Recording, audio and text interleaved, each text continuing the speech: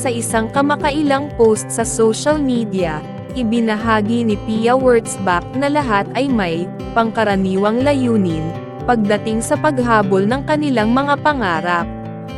Sinabi niya na hindi mahalaga kung ang mga pangarap ng isa ay nasa larangan ng fashion, kagandahan, o musika, mayroong palaging isang pangkaraniwang layunin.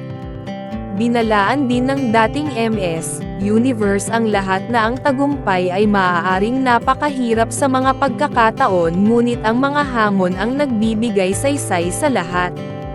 Sa kanyang post sa Instagram, pinag-usapan ni Pia Wurtzbach ang pangkaraniwang layunin na mayroon ang bawat isa pagdating sa paghabol ng kanilang mga pangarap.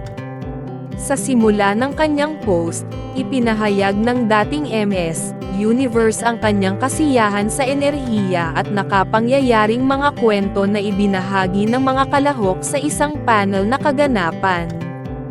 Sinabi niyang namangha siya sa pagbukas ng mga indibidwal tungkol sa kanilang paglalakbay sa kanilang napiling industriya.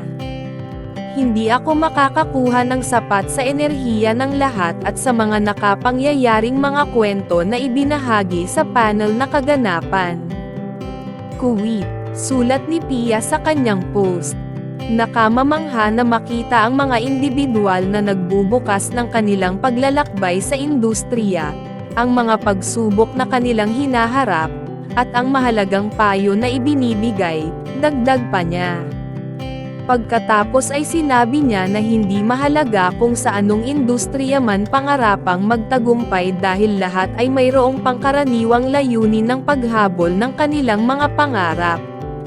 Sa larangan man ng fashion, kagandahan, o musika, mayroon tayong lahat ng pangkaraniwang layunin na paghabulin ang ating mga pangarap. Sabi ng dating Miss Universe. Sinabi rin ni Pia na bawat kwento na ibinahagi ng mga kalahok sa nasabing kaganapan ay isang paalala sa lahat na ang tagumpay ay maaaring napakahirap sa mga pagkakataon, ngunit ang mga hamon ang nagbibigay saysay sa lahat. Bawat kwento na ibinahagi ay isang paalala na ang tagumpay ay hindi laging madali, ngunit ang mga hamon ang nagpapatibay sa atin. Si Pia Wurtzbach ay isang Pilipino-Aleman na aktres, modelo, at Miss Universe 2015. Isa siya sa 4 na Pilipina na nagwagi ng titulo. Kasal na siya ngayon sa travel entrepreneur na si Jeremy Johnson. Nagkaroon sila ng kanilang kasal sa Seychelles. Kamakailan lamang, tinanggap ni Pia ang parangal bilang Global Fashion Influencer of the Year sa EMEGALA 2024. Nag-post si Miss Universe 2015 sa IG Stories at ibinahagi ang isang video ng sandali na tinanggap niya ang parangal. Napakaganda ni Pia sa isang likhang sining ni Michael Cinco at hindi nakaligtaang banggitin ang tagagawa sa kanyang mga post. Maraming mga dumalo sa kaganapan ang kumuha ng kanilang mga larawan kasama siya. Noon pa man, nagpakilig na si Pia sa mga netizens sa kanyang post sa Instagram. Ibinalita ng kilalang beauty queen ang isang serye ng mga larawan kasama ang kanyang asawa, si Jeremy Johnson.